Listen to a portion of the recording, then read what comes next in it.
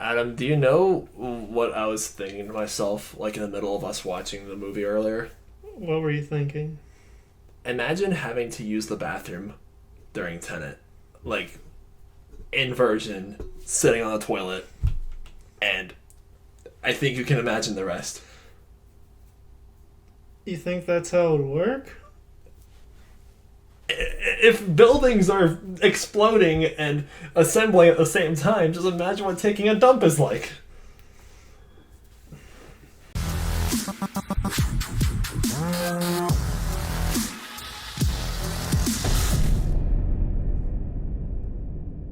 Anyway, we just saw Tenet, the latest film directed by Christopher Nolan, and it stars John David Washington and Robert Pattinson and Elizabeth Debicki, I think that's how I pronounce her last name, and Kenneth Branagh and some other people.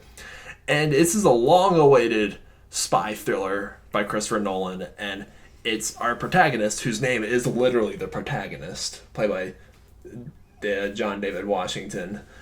And it's inversion, it's Tenet, so it's like, oh, they're fighting in reverse and basically just going on an escapade to prevent World War III.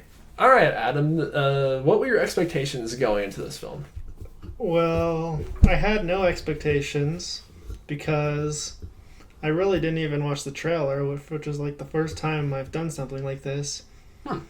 And I thought it was really interesting. Story was pretty interesting.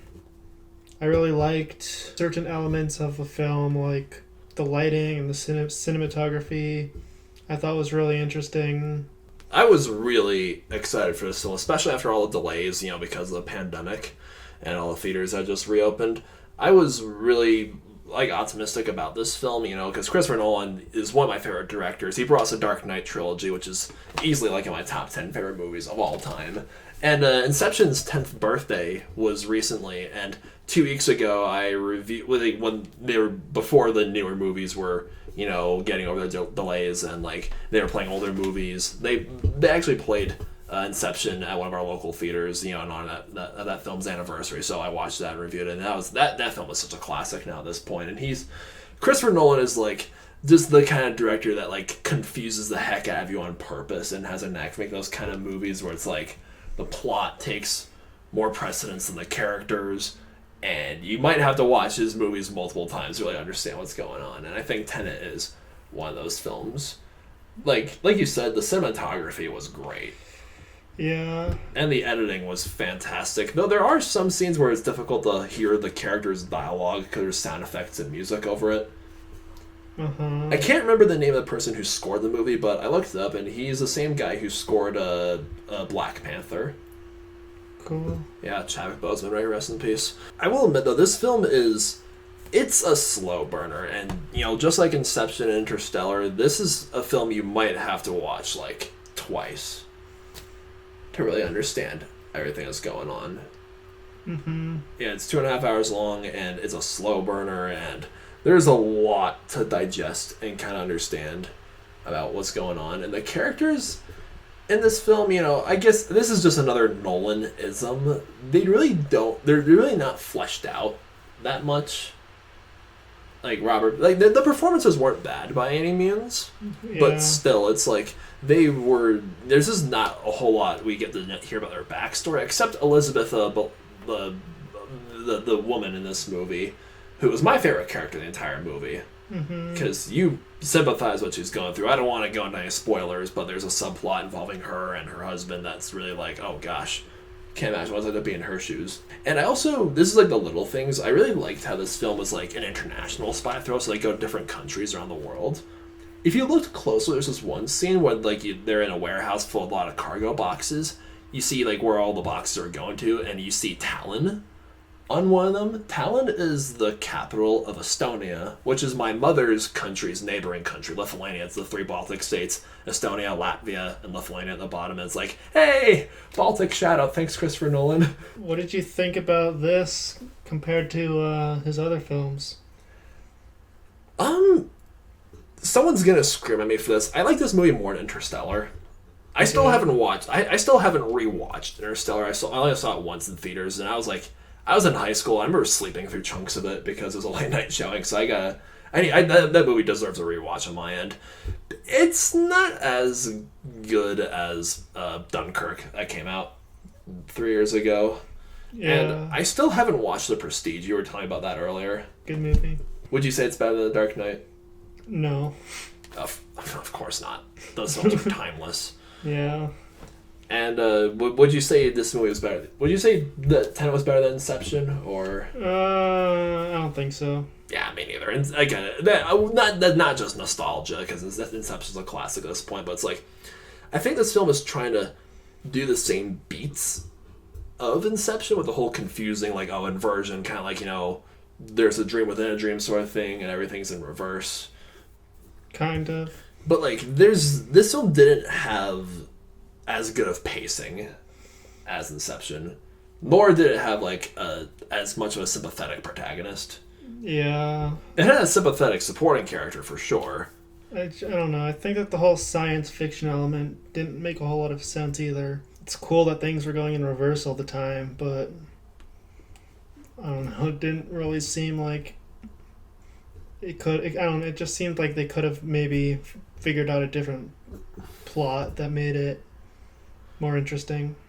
Or, like, better explanations for it, because I think the explanations, they kind of just zip past it. Like, how is that possible? Here's this thing that's in the movie. It happened. It's like the future. There's not really any explanation. Yeah, and I wasn't really a fan of the film's ending either. Yeah, I think the ending was kind of cliche. Yeah, without going to spoilers, it's like, again, I'm probably if I give this film a second watch, I'll probably understand it better, but, like, the action scenes in this film were fantastic. With the inversion, it worked really well with that, and the cinematography and the sound editing. Mm-hmm. But yeah, Tenet's, like, Christopher Nolan is, this film's probably gonna be, like, nominated for a bunch of Oscars when, award season comes around. It's like, Christopher Nolan and Spielberg and, like, Tarantino are always, like, those directors where it's, like, anything they put out, it's, like, the snobs over at the Academy are, like, obligated to give it a bunch of nominations. But yeah, Tenet, overall, I was satisfied. It wasn't as amazing as we all expected it to be, in my opinion. Yeah, but, like, I think it's worth maybe going if you want to just see some cool action scenes and fighting, and it's pretty fun to watch, I guess. All right, Adam. So I do the 0 to 10 scale when I rate movies. Like, a 10 out of 10 is like film of the year. It's like, oh, it's timeless and it's gonna be like a classic. A 9 out of 10 is you loved it. A 5 out of 10 is like, meh, it's okay. A 1 or a 2 out of 10 is you hated it, and a 0 out of 10 is honey, where's the bleach? I would give it like a 7.5 out of 10. I think, if you're asking me. I enjoyed watching it, but I wouldn't, like, go back to rewatch it or anything.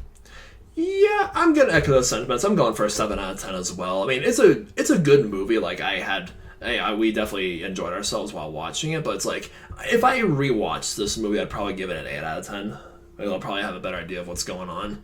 But, like, that's not going to be for a while, because, like, ain't nobody got time to rewatch movies while they're still in theaters. So I'm going to wait for this movie to come out, like, on DVD or something. All right. I asked you guys the same question when I reviewed Dunkirk 3 years ago, and I'll ask the same thing here. What is your favorite Christopher Nolan movie that's not the Dark Knight trilogy? Why not?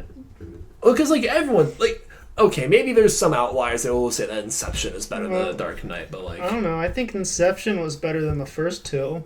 You think that Dark Knight Rises is the best out of the last one? Yeah. Yeah. Yeah, I don't blame you for that. I think the second one is still my favorite because Heath Ledger, may he rest in peace, is such an immortal Joker.